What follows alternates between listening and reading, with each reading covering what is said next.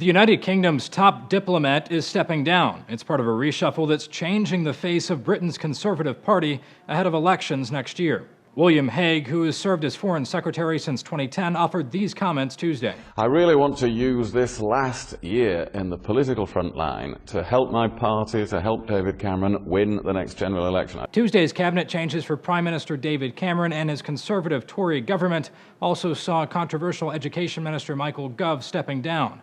Several female cabinet members were introduced. The Telegraph called it a cull of middle-aged white men.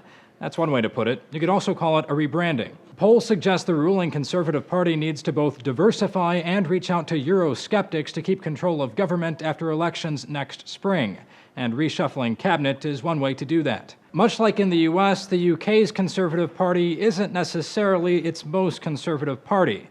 Cameron is facing pressure from the country's right wing, the surging UK Independence Party that's threatening to take a chunk of next year's vote. And that could be a major reason behind this shakeup. Philip Hammond, who previously filled the less notable defense secretary spot, is the man taking Hague's place. And he's a more conservative figure than Hague, particularly on the UK's ties with the European Union, which he opposes. The left-center Labour Party has capitalized on these rumors in just the last few hours, painting Hammond as fringe and saying Britain's foreign policy is now set to be led by a man who has talked about taking us out of the EU. The Labour Party's assumption there is that British citizens want to remain in the EU, which isn't a sure bet. In fact, a poll last month suggested more want to leave. Only 37% said they'd like to remain in the EU. Cameron realizes that and has promised a referendum on leaving the Union if he's re-elected. A change in the nation's top diplomatic spot might help convince voters that he's serious about that. For Newsy, I'm Zach Toombs.